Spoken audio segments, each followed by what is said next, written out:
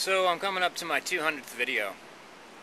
I think my 200th video and my subscriber count will probably hit 400 if history is any indication.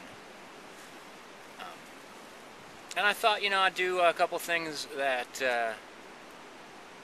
well, I'll do one thing, which is outside my boundaries, in recognition of what, here's the first thing, of what I feel the impact of YouTube and the YouTube community, the tube dwellers, the tube tribe that I belong to, have inspired me. A lot of people have done and said things. They've recorded a moment of their life, and I have been astounded at people's bravery and also about the way people share themselves in such a human way that makes me feel that I get an understanding of what it feels like to feel connected to humanity, when ordinarily I feel horrified by the vast majority of what humanity does. And it's such a pleasing change to see what people have decided to record from themselves, and to feel the kind of the positive reinforcement that is often, it seems to me, that I encounter from so many people on in the tubes. So I've only been doing it for a handful of months now, and what has YouTube done for me? It has, as I originally set out to do, provided an added layer to what I do normally, and it's actually provoked me and encouraged me to do even more than I normally do, and to think and plan ahead on what I would like to do, and then how I'd like to film it. It's really kind of sparked my creativity. And then it's also, surprisingly, something that I never thought would happen, has turned into real human interactions with people, both by communicating with message and actually in person, meeting people that know me and I know them only from YouTube. We've got together and really enjoyed each other's company, and it's been inspiring to myself, to my activities, and it's been inspiring socially.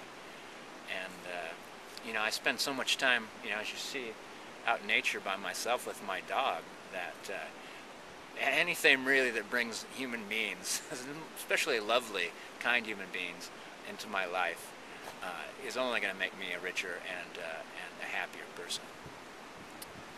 So let's get straight to that second thing, something I promised I wouldn't do. I'm going to read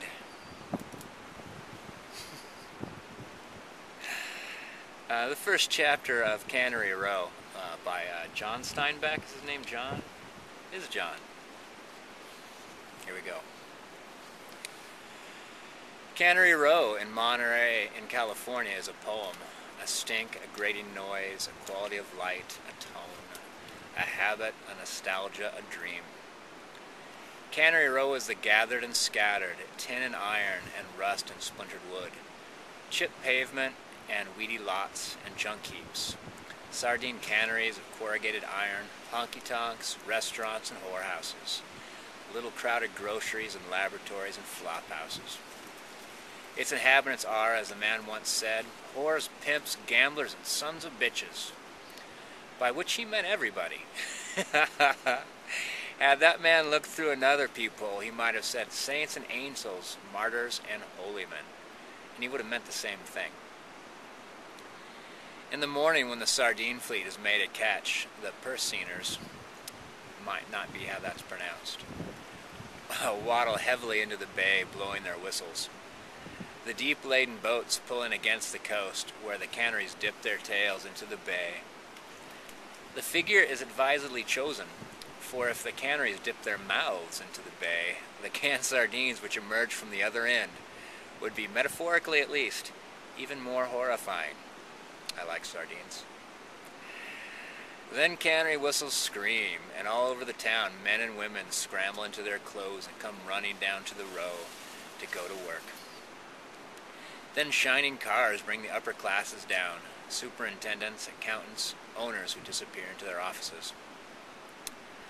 Then from the town pour wops and Chinamen and Polacks, men and women in trousers and rubber coats, and oilcloth aprons. They come running to clean and cut and pack and cook and can the fish.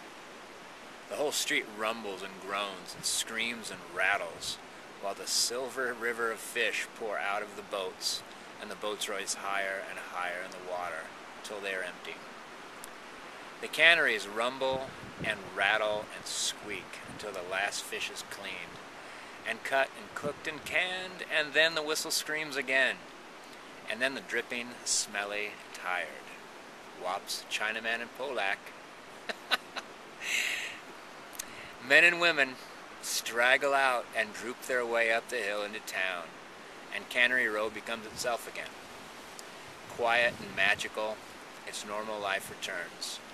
The bums who retired in disgust under the black cypress tree come out to sit on the rusty pipes in the vacant lot. The girls from Dora's emerge for a bit of sun, if there is any. Doc strolls from Western Biological Laboratory and crosses the street to Lee Chung's grocery for 2 quarts of beer. Henry, the painter, noses like an Airedale through the junk in the grass-grown lot for some part or piece of wood or metal that he needs for the boat he is building. Then the darkness edges in, and the streetlight comes on in front of Dora's. The lamp which makes perpetual moonlight in Cannery Row. Callers arrive at Western Biological to see Doc, and he crosses the street to Lee Chung's for 5 quarts of beer. How can the poem, the stink and grating noise, the quality of light, the tone, the habit and the dream, be set down alive? When you collect marine animals, there are certain flatworms so delicate and almost impossible to capture whole, for they break and tatter under the touch. You must let them ooze and crawl of their own will onto a knife blade, and then lift them gently into your bottle of seawater. And perhaps that might be the way to write this book, to open the page and let the stories crawl in by themselves. Favorite book? Favorite book?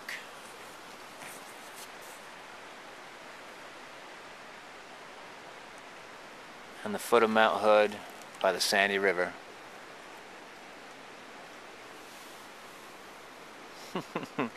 Peace out.